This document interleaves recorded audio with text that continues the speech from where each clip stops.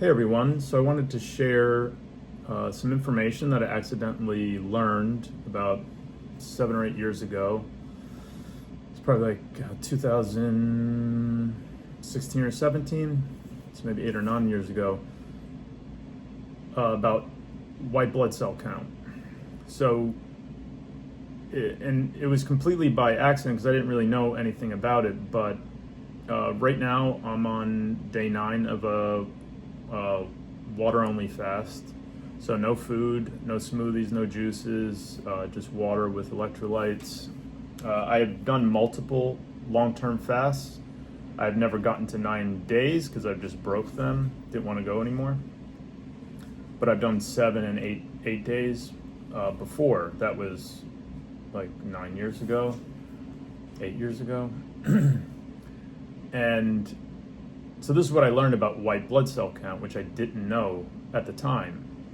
So I grew up very conventional diet. You know, my mom always bought us kosher deli sandwiches, pastrami, corned beef, had Chinese food, pizza every week. I ate gummy bears, Twizzlers, had soda sometimes. But I worked out a lot, and, wrestling, rowing, soccer. So I got a lot of exercise, but I didn't necessarily feel good. I had severe allergies. It was tough for me to breathe out of my nose most of the year. Always like getting chronic sore throats. I would get bronchitis every year. I would get the flu almost every year. Had a good amount of body pain as well. Warts on my fingers. Fingernail fungus on a couple of my nails that was troublesome over the years. I didn't really think much about it. I go to the doctor, I get my physicals, I tell them, yeah, I've got this stuff, like what do I do? They give me this stuff to like treat the warts and take these things that are very hard on the liver to get rid of like nail fungus. And then the allergies like Flonase, Claritin. And then eventually I just was like taking Benadryl 7 or 8 months out of the year, nasal sprays, which I had to stop because at least before I could breathe out of my nose sometimes, both the nasal sprays, I had to keep using it constantly to like get some air through my nose, and it just got worse and worse over time. So even though I looked like I was in good shape and go to the doctor and they say, yeah, everything's normal, that's what they would say. Do the blood panel and be like, yeah, you're in good health, you're normal. Here, I'll prescribe this stuff for your warts and the fungus and the allergies. And when I met Ruth, I started making some diet adjustments because she was a vegetarian or pescatarian when I met her, and I didn't even know what any of that was because I just ate. I never even thought about it, honestly. And she did organic gardening, so I kind of got into all that. Started to make adjustments to my diet, and I saw some improvement, nothing like magical. And several years later, I had also done some 24 fasts, and they were just interesting. I was more curious about it, and never really did much other than feeling like a little bit more mental clarity doing that. But I learned of like the 7-day fast, and I was curious about that, but felt like scared to do it. I thought maybe, will I die? I have no idea. Fast forward, I got a call, one of my best friends from childhood in Tennessee had died. And of course we were the same age. This was like 2016, and it really just shocked my whole world. And I've had people die in my life before, but really nothing that really hit me so hard as this did. Because he was just a friend that he never made fun of me, he never backstabbed me, and we could just like sit in a room and do nothing and not say anything to each other and just feel comfortable. And he always had my back, even defending me against bullies, a couple times when that happened, And, you know, he wasn't like any big, strong guy. He was more or less the same size as me. But I didn't realize all that until after he died. So if you have somebody special like that, I would say, you know, keep better in touch with them. I wish I had with him, because I moved from Tennessee, moved to New York, finished high school, got busy with life, and I just really was not good about connecting with him, to spend time with him, because I just, like I said, never thought about it until after he passed away. So I got back from the funeral, and I just decided I'm fasting for 7 days. If I die, I don't care. My allergies were so bad, and like I said, I was like on Benadryl like 8-9 months out of the year, drinking coffee to stay awake, and it wasn't good. So I was doing the fast. On day 6, my allergies broke. Like, for the first time that I could even remember, I could breathe easily out of my nose. And finished the fast through 7 days. The warts on my hands all disappeared. Within a couple of months, the nail fungus disappeared. My body pain was drastically reduced. It completely transformed my life. It is the single best thing I ever did in my life. And I just did it myself. No doctors, nothing. So I'm sharing this information with you, and it's like, what does that have to do with white blood cell count? So I want to get into the science. So before I would have physicals, they would do the blood work. I think I already said that. You're in good health, blah, blah, blah. Here, we'll write these prescriptions for you. And that was it. I had a regular physical.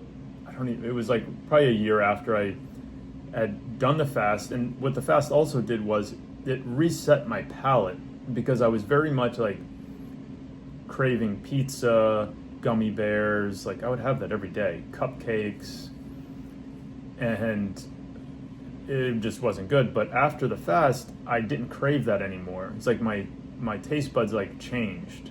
So I just wanted fruit. Like, fruit tasted like candy to me. Didn't need the gummy bears or cupcakes or any of that. Didn't appeal to me.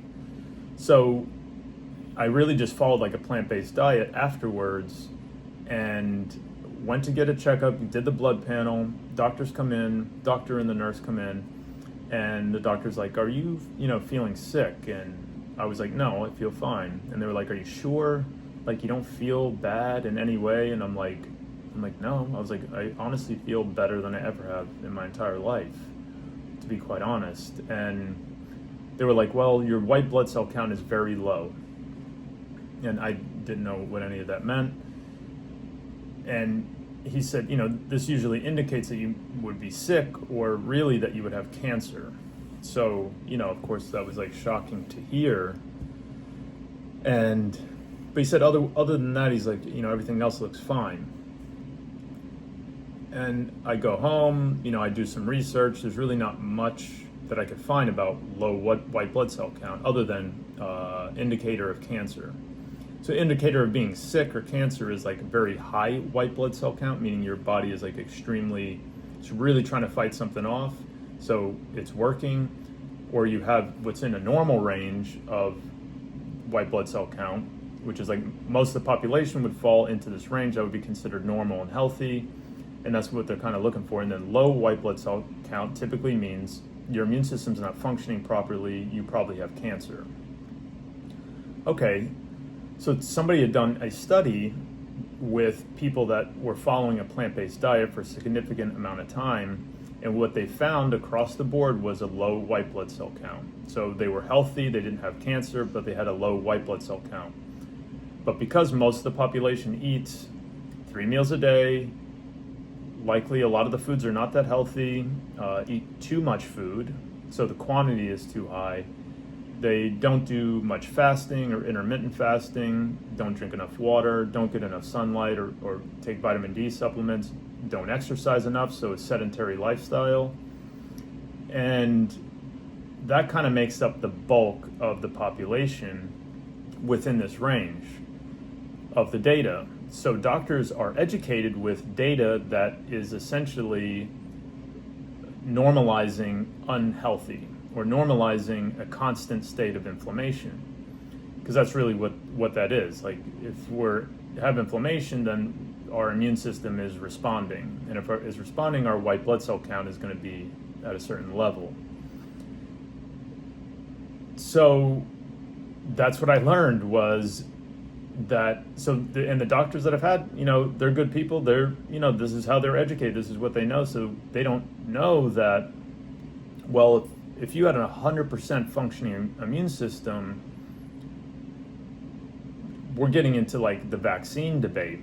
And so watching the politicians like fight like little children, it's like really sad and immature to watch that they can't just hear each other out and try to get all the data and information to make informed decisions and tell all of us, the public, the people, everything, not just part of the story, part of the information. And so there's a guy called Wim Hof, and they did an experiment on him where they injected deadly E. coli bacteria into his bloodstream. And the bacteria died in his bloodstream. And this was shocking to the people who did the experiment, because most people are going to have severe symptoms and likely die as a result. He did not. He had very mild symptoms. The bacteria couldn't really do anything to him, and it died. And if you look up Wim Hof, he's called the Iceman. He does all these things to greatly elevate his immune system. I'm not at his level. And so essentially what it comes down to is someone who has such a strong immune system like him, which is a very tiny segment of the population, doesn't need vaccines, because the viruses and the bacteria and the diseases cannot live in his bloodstream because his immune system is so strong. Sadly, the sad truth is that humans have had a difficulty with maintaining a healthy, strong, fully functioning immune system for a very long time. And because of that, it's easy to get a disease. It's easy to be affected by bacteria. It's easy to be affected by nature. So severe allergies, colds, flus, and we've normalized this, getting colds, having allergies all the time, chronically, every year during allergy seasons, as normal.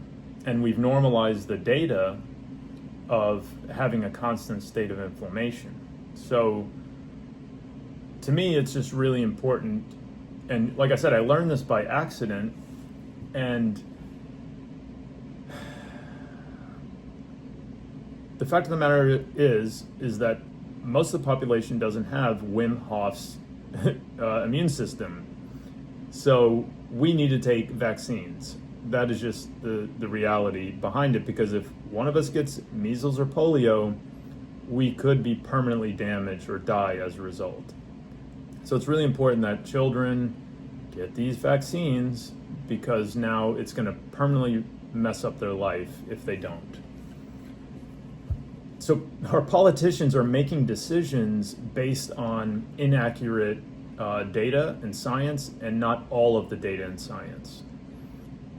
And then alternatively, we have the thing of like forcing people to take vaccines. Well, I think that's against the Constitution to force people. So if someone who has a compromised immune system decides not to take a vaccine and dies, well, that is on them, sadly, but I believe in their choice to do so.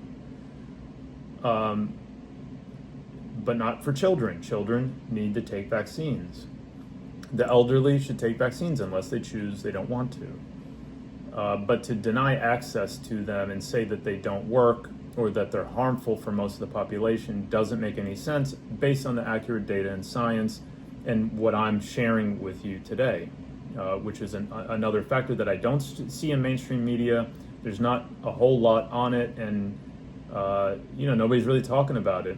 So I wanted to share that with you so we can make informed decisions like, oh, okay, well, I own the fact that, to me, if I could eat pizza and Twizzlers and gummy bears and cupcakes and soda every day, 3 times a day, I would do that because I enjoy those things. I like those things, but my body did not, and it did not create a healthy environment for me to thrive. So So I choose not to do that anymore. But I respect the fact that other people are going to do that. Life is challenging, life can be hard, and sometimes those are the things that just make life worth living. I don't really know, and people are affected differently. They don't have all the symptoms that I had so much, but maybe they have heart and cholesterol and they have to take medication. But I'm okay paying into a system that allows them to do it. That doesn't bother me. What bothers me is our politicians who are supposed to be grown adults that have some sort of integrity and behave in a reasonable way are not doing that. They're just fighting and dividing us, and they don't even have all the information. So, and quite frankly, it's embarrassing to watch. And I believe we should be given all the information so we can actually make choices that make sense. Now, with the vaccines, it is assuming that there's nothing in them that is detrimental to people. There is a chance that a very small percentage of people are negatively affected anyway by the ingredients that are in them, and that causes problems for them, but most of the population it doesn't. And I think if we started to collaborate on these subjects like we do to get to the moon and Mars, we would have successful solutions that don't divide us, that we would come to reasonable terms of what makes sense as a society, as a nation, as a human race. What is best for all the little children? They're the future. We should always be asking that question. And let's get all the data, all the science, all the information before we have knee-jerk reactions and start arguing like high school kids. Let's start hearing each other out. Let's start listening and understanding each other more, and then gathering all the information, every single thing we possibly can to make better decisions. So that's what I wanted to share. That white blood cell count, look at the data and science. Don't believe anything I say. Do your own research. I'm not here to tell you what to do. I just feel like we all need to have the most amount of information possible so we can make decisions that make sense versus vilifying people, criticizing people on whatever side of the equation that they're on, for vaccine or not for vaccine. That's really not the debate here. It's like, are vaccines appropriate for me? Do I want to do it, and do I know the consequences of not taking a vaccine, especially if I have a compromised immune system? And what options do I have? Well, I have, what are the things that I can control? So that's why I like, if you guys know the Serenity Prayer, grant me the serenity to accept the things I cannot change, the courage to change the things I can, and the wisdom to know the difference, I think is super important. Because what can I change? I can change the way I eat. I can change the things that I do eat, and I can change how much I eat. And I can not eat. And I don't mean about being anorexic or bulimic or having some sort of eating disorder. I'm talking about go to your doctor, tell them that maybe you want to do a fast, or you want to adjust your diet, and I think that's good. You need to do that. Know how to do a long-term fast or do intermittent fast and learn about it. When you break a fast, you cannot eat regular food. That is dangerous. You could literally die. If I broke my fast right now, it's 9 days that I have not had food. I could die if I went and had a burger. So, and people have done that. So they'll put that in the media, and then everybody fears fasting. But it's like, you got to know how to do it. So you have to break your fast with fresh, mild juice. That's it. That's 2 days of juice, fresh. And then after 2 days, you can start incorporating soft fruit. So like blueberries. So I just want to share this information so we know that we have options. Like, the power is within us, not outside of us. We can choose what we need, what we want to do. It's like, what? Life's challenging. I can't stop eating pizza. I got to eat sugar. And that's just it. That's the best I can do right now. And I'm going to tell you right now, you are good just the way you are. You're equally valuable to everybody else, even if you're overweight and sick and chugging beers or whatever you got to do to get through life, because life is a pain in the ass a lot of the time. It's tough, it's hard, it's confusing, there's a lot going on, there's a lot of factors, and I don't think it's right to judge people. I think we just want to uplift each other, but also have accurate information, know what our options are, and just be like, it's okay. You want to eat like that? It's totally cool. You want to fast? Totally cool, you know? But with the accurate information, we can get vaccines to people that need them. We can get vaccines to people that don't need them but want them. And we don't need to force people to take vaccines that don't want them. And they have to live with the consequences of those actions. And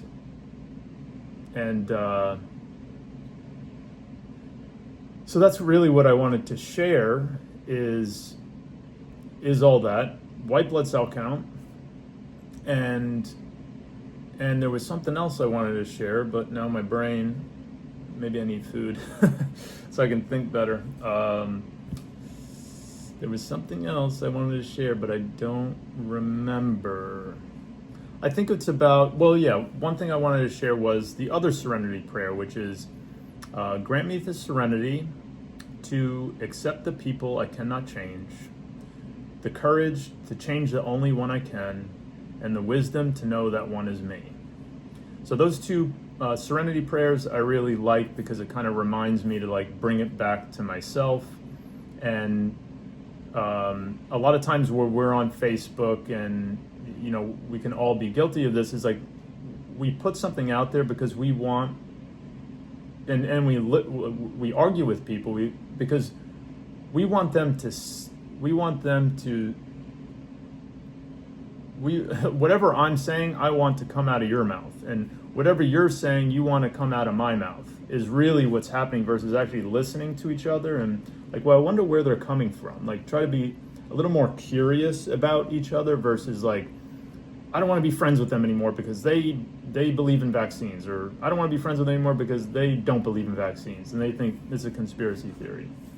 Like, it's like, you know, we're going to lose friendships over this stuff, and we don't even have all the information on the subjects to even, you know, to even be right or wrong about the subject itself. And we're relying on politicians and professionals, and unfortunately, they don't have all the information either. And who benefits from most of the population being sick? The medical and pharmaceutical industry is doing extremely well. And who benefits from people eating 3 times a day and eating too much food? All the grocery stores, all the food industry benefits. And if you look at the ingredients in most of the food, you will find refined sugar in most of it. And there's a million documentaries about this stuff. But again, I don't care about any of it. I don't care what you do. I don't care how you eat. I don't care, you know, what you believe. As long as you're not harming me and my family, I'm all about people living the way they should, living a happy life. I'd rather someone be happy, eating a bunch of unhealthy food, too much food, 3 times a day, never fasting, not exercising that much. And if they're happy and they're kind to people, that's cool. And they're not harming children and making people feel bad about themselves. That's perfect. That's awesome, you know?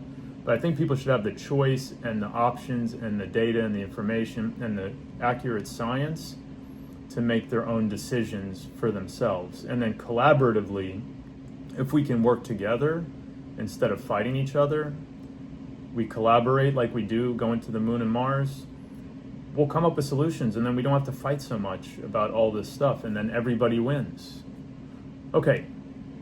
Remember, you're wonderful, beautiful, talented, and amazing just the way you are, and there's things, shortcomings that I know I may need to improve, and that may be the same for you, but we're all equally valuable just the way we are, and if we can do a little better, fine.